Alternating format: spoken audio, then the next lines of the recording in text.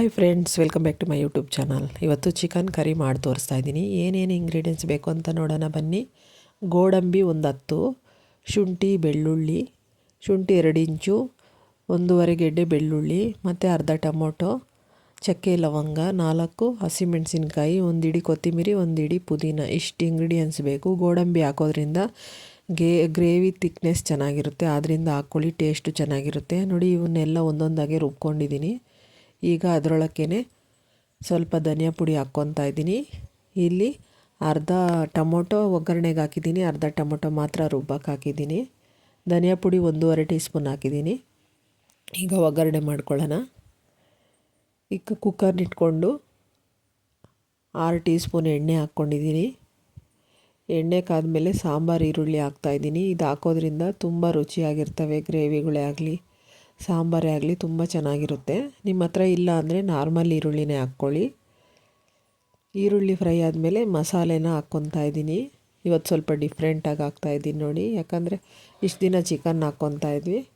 ಮೊದಲು ಚಿಕನ್ ರಾ ಸ್ಮೆಲ್ ಹೋದ್ಮೇಲೆ ಮಸಾಲೆ ಹಾಕ್ಕೊತಾ ಇದ್ವಿ, ಆದರೆ ಇವತ್ತು ಮಸಾಲೆ ಹಾಕ್ಕೊಂಡು ಮಾಡ್ತಾಯಿದ್ದೀನಿ ಮೊದಲು. ಈಗ ಮಸಾಲೆ ಎಲ್ಲ ರಾ ಸ್ಮೆಲ್ ಹೋದ್ಮೇಲೆ ಚಿಕನ್ ಹಾಕ್ಕೋಬೇಕು ನೋಡಿ. ಈಗ ಇಲ್ಲಿ 1 kg ಚಿಕನ್ ತೊಗೊಂಡಿದ್ದೀನಿ ನಾನು.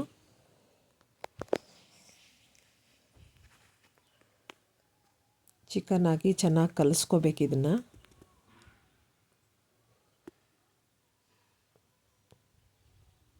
ಮಸಾಲೆಗಳನ್ನು ಚೆನ್ನಾಗಿ ಫ್ರೈ ಮಾಡ್ಕೋಬೇಕು.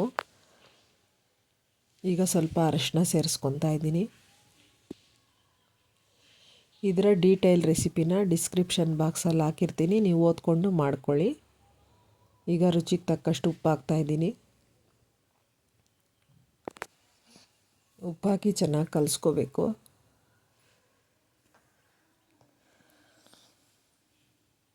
ಚಪಾತಿ, ಅನ್ನ, ಮುದ್ದೆ ಜೊತೆಗೆಲ್ಲ ಚೆನ್ನಾಗಿರುತ್ತೆ ಈ ಕರಿ.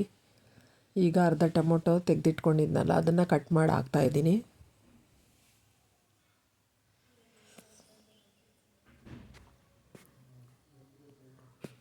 ಚೆನ್ನಾಗಿ ಫ್ರೈ ಮಾಡ್ಕೋಬೇಕು ಟೊಮೊಟೊ ಹಾಕಿ.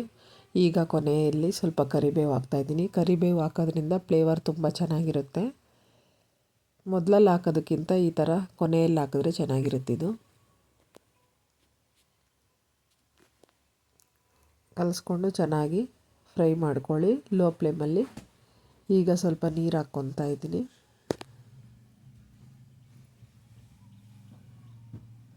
ನೀರು ಹಾಕ್ಕೊಂಡು 1 ನಿಮಿಷ ಕುದಿಸ್ಕೊಳ್ಳಿ